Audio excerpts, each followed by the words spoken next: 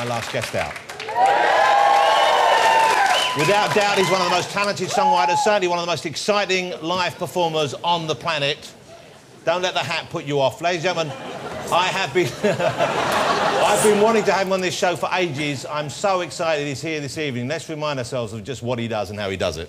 I'm Slim Shady, yes, I'm the real Shady. All you other Slim Shadys are just imitating. So won't the real Slim Shady please stand up? Please stand up, please stand up. My girlfriend's jealous cause I talk about you 24/7. But she don't know you like I know you, Slim. No one does. She don't know what it was like for people like us growing up. You gotta call me, man. I'll be the biggest fan you'll ever lose. Sincerely yours, Stan. P.S. We should be together too. Lose yourself in the music the moment you own it. You better never let it go. You only get one shot. Do not miss your chance to blow. This opportunity comes once in a lifetime. You better souls escaping. Please welcome EMINEM. Slim Shady, yes, I'm the real Shady. All you other Slim Shadys are just imitating. So won't the real Slim Shady please stand up? Please stand up, please stand up. I'm Slim Shady, yes, I'm the real Shady. Please stand up. Great to have you here. I'm excited you're here. Thank you for joining us. Well, it's real thrill for me. I'm a huge fan. As are all these people. I think great to have you here. Thank you for joining us. Happy to be here. Okay, now, should I call you Eminem or Marshall or Slim? What do you like to be called? Eminem Slim Marshall. Eminem Slim Marshall, look at my word. You can call me. Wow. We get the voice as well. Hey, now, where have you been? What have you been doing? It's been what? Has it been 4 years, 5 years since the last album? And now you've got the new one, Relapse, coming out, but it's been a long period. This was a deliberate step away from things, I guess. Yeah, I wanted to pull back from the spotlight for a little while, you know, just, I guess, kind of reassess my whole career, you know what I mean? I ended up in rehab in 2005, and, you know, just kind of wanted to, like, I was trying to figure out where I was going, you know what I mean? Like, where I was going in my personal life and career-wise and everything, like, what I was going to do. So I kind of wanted to, I knew that I still wanted to, I knew I wanted to take a break from the spotlight, but at the same time, I still wanted to do music, you know, because I'd go crazy if I didn't do music. And I guess you were still creating music, writing music in that period, even if you weren't releasing it. Yeah, I was writing music too, but I don't know, I kind of took the producer's role even more so, and, you know, stepped away from the mic, even though, I mean, I was still writing, I was still making songs, but it just wasn't, I wasn't making anything that I felt like was good enough to put out at that time. You know what I mean? So, and then what happened? It just clicked again, or you just thought the time was right? Well, I got sober first of all, you know what I mean? So I had to... How tricky was that for you? Was that a difficult journey? Was that a tough thing to do? Yeah, definitely. It was pretty rough. You know, there were a couple of years that were pretty bad for me. But, you know, I'm a little over a year sober now, so I'm... Well, congratulations. Happy to... Yeah. That's good. Nice. Okay, I haven't got the new album yet. It's not quite out yet. I've been given a few tracks. I've been enjoying them very much. They're great fun. The single's terrific. But I love, you know, I'm a big admirer of you. I think you're just such a talented writer. What was the song you did about performing that was in 8 Mile? Lose Yourself. Yeah. That's got some of the best lyrics. Just such an incredible, captures the kind of the fear of performing and the need to perform and the desire to perform. I just thought that was a remarkable piece of work. If you weren't doing, if you weren't writing rap, were you writing beforehand? Was it rap that got you into writing in the first place, or were you already expressing yourself in that way? Nah, I mean, I didn't actually like start writing. It was definitely hip hop. You know, I didn't pick up a pen and realize that I could write anything until, you know, rap got me into doing that. You know what I mean? I heard Ice-T, Reckless was one of the first songs I ever heard.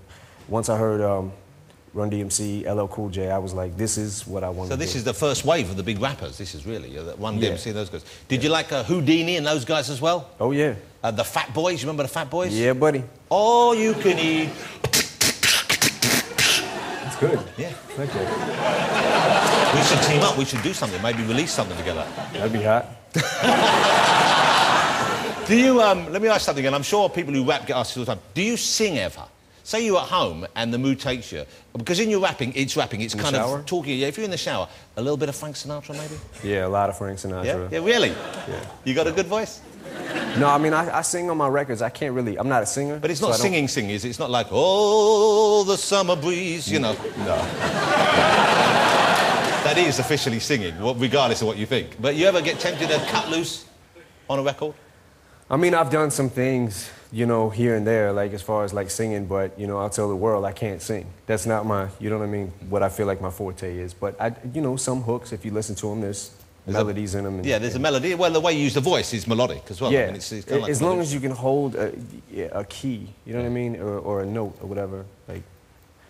You can do it. Yeah, I guess. Okay. At least I try. Okay. How was it when you were starting out? Because I know before you came along, there was only one white rapper I was familiar with, and that was Vanilla Ice. Okay. He was great. He was Mr. Amazing. Richard Von Winkle or something. No, believe it or not, I interviewed him years ago. And I quite liked him. He was a nice guy. However, he was kind of a bit of a novelty act, really. You came along, and it's the real thing. But did you encounter that kind of prejudice? Did you encounter that attitude early on? People saying he can't do it because he's a white guy, and this is essentially black urban music.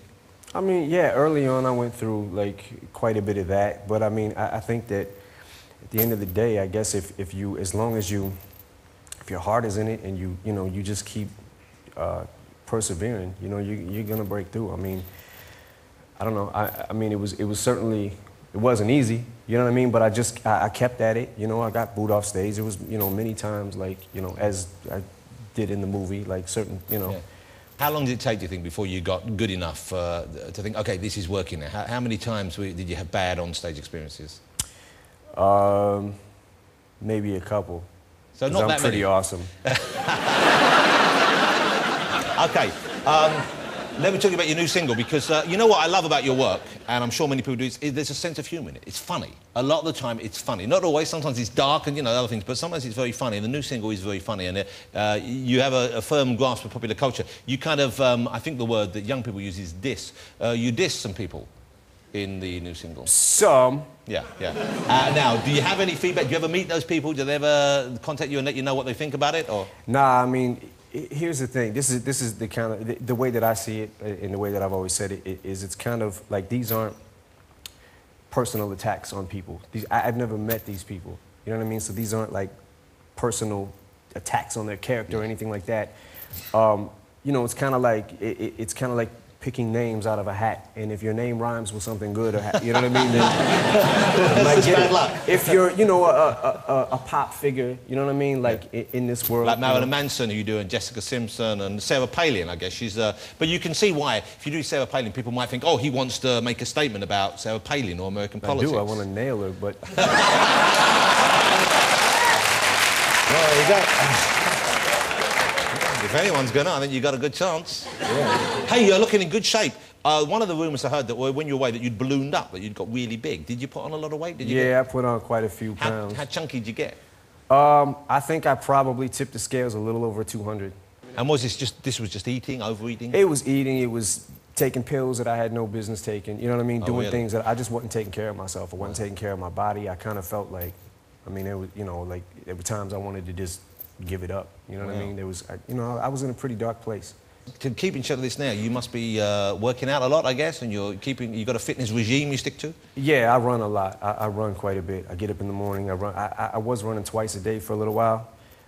And how far do you run? When you say run, it's half an hour, 10 minutes? What is it? I was running.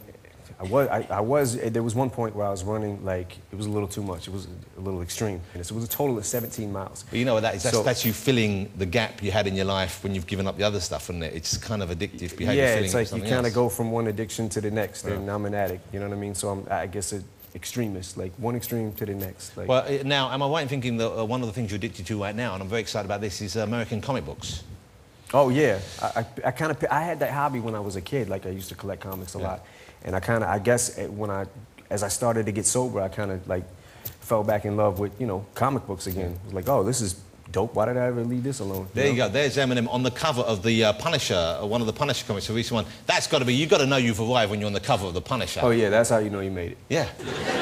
The hat you're wearing in that particular illustration, because it's red, it looks rather like my wife has something like that she wears in the shower sometimes. I don't think they've done you any favours. But you do like the headgear.